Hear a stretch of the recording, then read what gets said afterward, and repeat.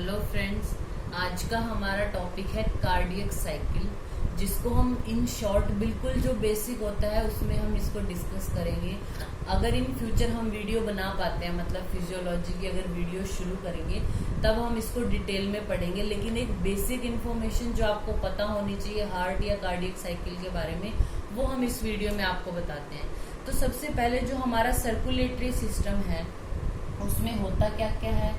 एक हमारा हार्ट है, ये हम नॉर्मली बना रहे हैं, वैसी शेप तो नहीं बन पाएगी।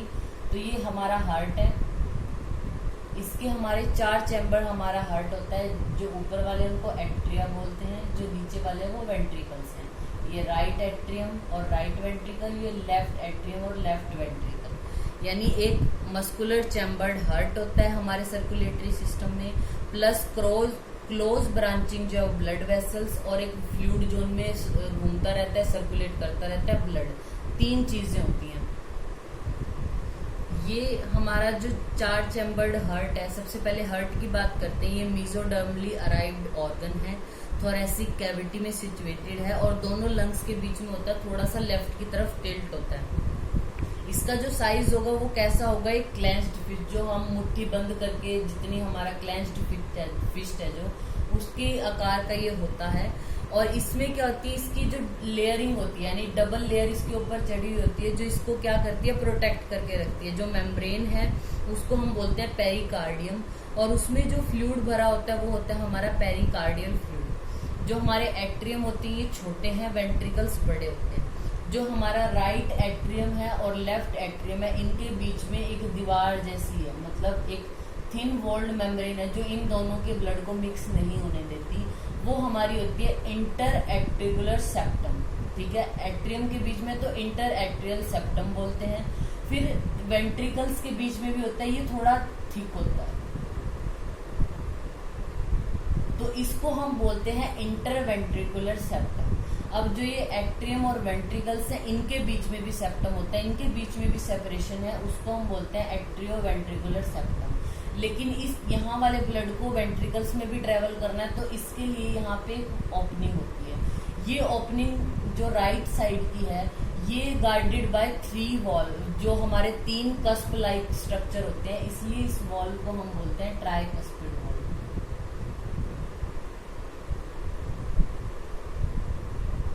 जो हमारा लेफ्ट एट्रियम और लेफ्ट वेंट्रिकल है, इनके बीच में भी इसी तरह जो है वो सेप्टम भी होगा, एट्रियो वेंट्रिकुलर सेप्टम, और ओपनिंग भी होगी। इसमें जो ओपनिंग होगी उसमें सिर्फ 2 कस्प होते हैं, इसलिए इसको हम बोलते हैं बायकस्पिड।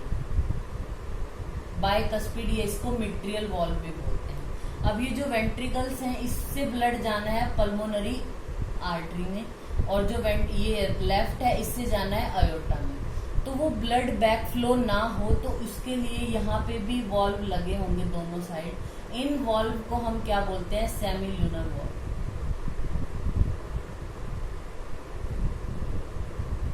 ठीक है, सेमील्यूनर वॉल्व ये हमारा होता है। ये हमने बात कर दी वॉल्व की। ये क्या करते हैं, बैक फ्लो ना हो, यानी जैसे वेंट्रिकल्स अगर फिल हो गए ब्लड से तो ब्लड दोबारा एट्रियम में ना जाए, इसके लिए ट्राइकस्पिड और बाइकस्पिड वॉल्व होते हैं।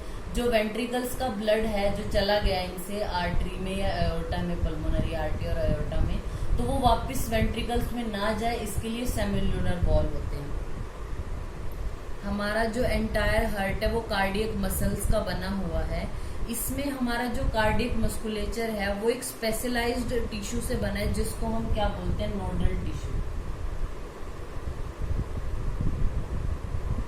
एक ये स्पेशलाइज्ड है, वैसे तो ये पूरा का पूरा मसल का बना है, लेकिन एक स्पेशल मस्कुलेचर होता है जिसको हम नोडल टिश्यू बोलते हैं। वो हमारे हार्ट पे डिस्ट्रीब्यूटेड होता है। कैसे, जो हमारा राइट एट्रियम है, इसके ऊपर वाले पार्ट में, यानी जो इसका अपर कॉर्नर है, यहाँ पे एक ये इस तरीके से बनाया होता है, इसको हम बोलते हैं एसे नोड,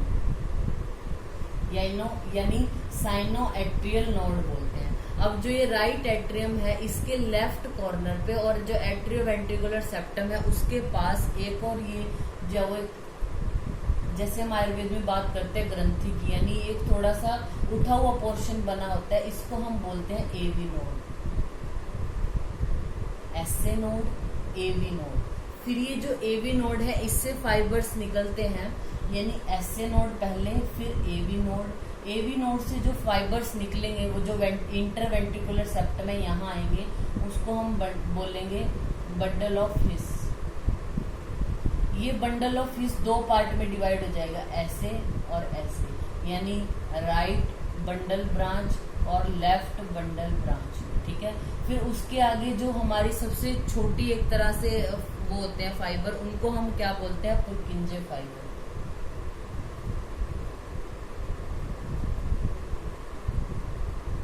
ठीक है, इससे ये जो हमारा एसए नोड है ये क्या है, ऑटो एक्साइटेबल है, यानी बाहर से कोई आपको स्टिमुलाई देने की जरूरत नहीं है अपना काम कराने के लिए, ये अपने आप ही जनरेट हो जाती है। इसमें इम्पल्स पहले इसमें जनरेट होगी, फिर एवी नोड में जाएगी, फिर बंडल ऑफ हिस, फिर राइट बंडल ब्रांच और लेफ्ट बंडल ब्रांच, फिर पुर्किंजे फाइबर में। जो एसए नोड में जनरेशन होती है एक्शन पोटेंशियल, वो 70 से 75 पर मिनट के अकॉर्डिंग होती है, और यही हमारे हार्ट रेट है, जो यानी हार्ट है उसकी इनिशिएशन करता है, और उसकी रिदम यानी जो कॉन्ट्रैक्टिलिटी है, हमारा हार्ट जो कॉन्ट्रैक्ट कर रहा है उसकी रिदम और उसका इनिशिएशन ये एसए नोड ही करता है। इसलिए हम इसको क्या बोलते हैं, pacemaker of the heart. Pacemaker हम इसको बोलते हैं। ठीक है, ये हमने क्यों पढ़ा, क्योंकि कार्डियक साइकिल में हमें पता होना चाहिए कि जो इम्पल्स है कहाँ से जनरेट हो रही है, हमारे हार्ट के कितने चैम्बर हैं, ये सारा हमें पता होना चाहिए। अब हम बात करते हैं मेन हमारी कार्डियक साइकिल की। जो हमारी कार्डियक साइकिल है उसमें हम दो वर्ड यूज करेंगे, वो भी बता देते हैं। वो होता है, पहला है डायस्टोल, एक हम यूज करेंगे सिस्टोल।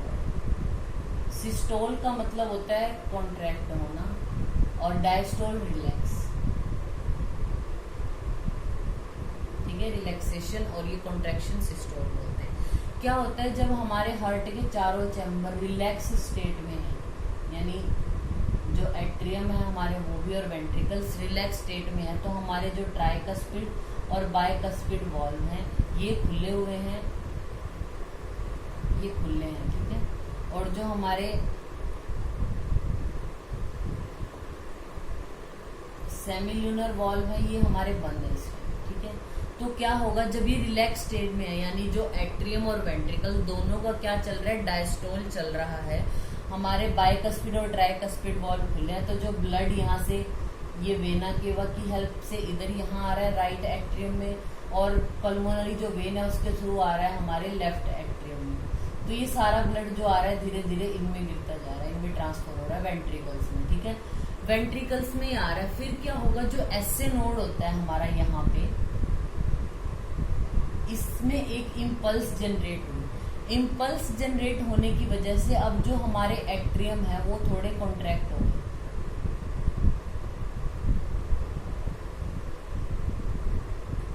एट्रियम कॉन्ट्रैक्ट हो गए, हमारे वेंट्रिकल नॉर्मल है। एट्रियम कॉन्ट्रैक्ट हुए तो क्या होगा, जो ब्लड पहले नॉर्मल जा रहा था वो 30% उसकी मात्रा बढ़ गई, ज्यादा ब्लड जाने लग गई वेंट्रिकल्स में, ब्लड चला गया। अब हमें पता है जो एसए नोड है वो क्या करता है, जो अपना इम्पल्स उसने जनरेट किया वो भेजता है एवी नोड के पास।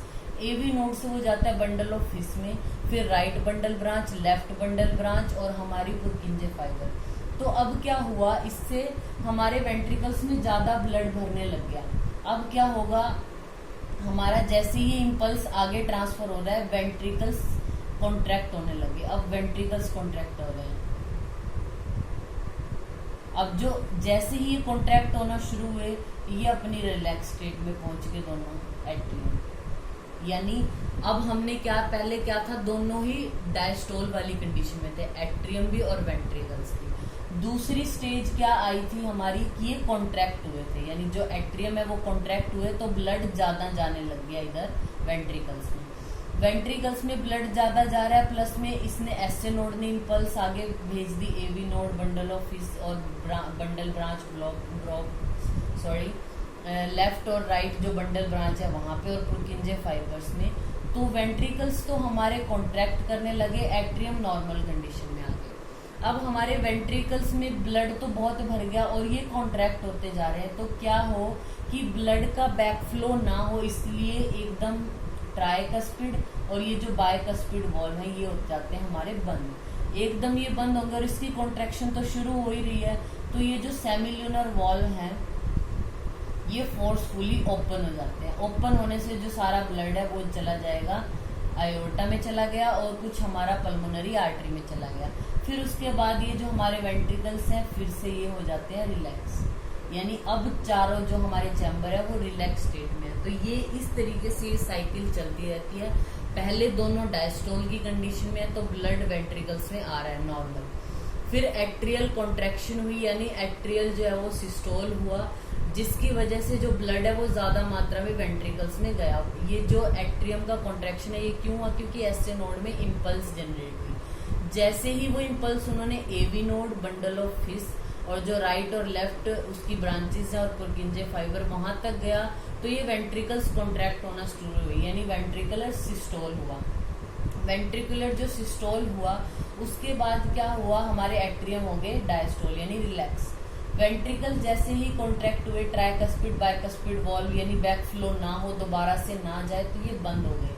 बंद होने की वजह से अब ये तो कॉन्ट्रैक्ट होते जा रहे थे, प्रेशर अंदर बढ़ता जा रहा है, तो फोर्स ब्लड के फोर्स की वजह से जो वॉल्व है ये ओपन हो गए सेमिल्यूनर, इनमें जाने लग गया ब्लड। जैसे ही ये ब्लड इनमें गया अब वेंट्रिकल अपने डायस्टोल में आने लगे, खुलने लगे, तो ये फिर से बंद हो जाएंगे। ये बंद हो गए और ये दोबारा से ओपन हो जाएंगे, अब यानी ब्लड इनमें फिर से आने लगेगा। यही प्रोसेस ऐसे चलती रहती है। और ये जो सब जो हमारे ये इवेंट है हार्ट के, ये साइकिल ही चलते रहते हैं, इसलिए इसको हम कार्डियक साइकिल बोलते हैं। ये क्या होता है 0.8 सेकेंड की होती है, यानी हमारे हार्ट को 0.8 सेकेंड में ये पूरा प्रोसेस, यानी एट्रिकुलर जो एट्रियम और वेंट्रिकल है दोनों का डायस्टोल, एट्रियम की कॉन्ट्रैक्शन यानी उसका सिस्टोल, वेंट्रिकल का सिस्टोल और फिर दोनों का डायस्टोल, ये पूरा प्रोसेस 0.8 सेकेंड में कंप्लीट करना होता है, ठीक है। और जितना हमारे वेंट्रिकल एक कार्डियक साइकिल में पंप करते हैं ना, एक कार्डियक साइकिल यानी 0.8 सेकेंड में हमारे वेंट्रिकल्स जितना ब्लड भेज रहे हैं वो यहाँ पल्मोनरी आर्टरी के थ्रू, ये आयोर्टा के थ्रू, वो होता है हमारा 70 ml। और 1 मिनट में हम जैसे बोलते हैं कि जो हमारी हार्ट रेट है वो 72 होती है, तो ये हमारी जो वॉल्यूम है एक कार्डियक साइकिल में हमारे वेंट्रिकल जो भेज रहे हैं ये स्ट्रोक वॉल्यूम होती है, हमारी हार्ट रेट होती है 72। ये पूरा प्रोसेस 72 बार होगा, तो यानी 72 इंटू 70 हमारी क्या हो जाती है कार्डियक आउटपुट। ये अप्रोक्स 5000 ml यानी 5 लीटर के आसपास होगा अप्रोक्स, तो हमारी जो ये कार्डियक आउटपुट होती है, ठीक है। इस तरीके से अब हमारे जो ये वॉल्व है वो बंद हुए थे, तो उस टाइम पे हमारी जो हार्ट की बीट है वो प्रोड्यूस होती है, सॉरी जो हार्ट साउंड है वो प्रोड्यूस होती है। सबसे पहले जो हार्ट साउंड होती है हमारी लब, ये कब प्रोड्यूस हो रही थी, जब वेंट्रिकुलर क्या हो रहा था, सिस्टोल हो रहा था, जब वेंट्रिकल कॉन्ट्रैक्ट कर रहे थे तो एकदम फोर्सफुली जो है वो ये हमारे जो ट्राइकस्पिड और बाइकस्पिड वॉल्व है ये बंद हो गए थे। इनके बंद होने पर जो साउंड प्रोड्यूस हो रही है वो हो रही है हमारी लब। फिर आती है डब साउंड, यानी हमारे ये वेंट्रिकुलर क्या कर रहे थे, कॉन्ट्रैक्ट कर रहे थे, तो ये सेमिल्यूनर वॉल्व ओपन हो गई।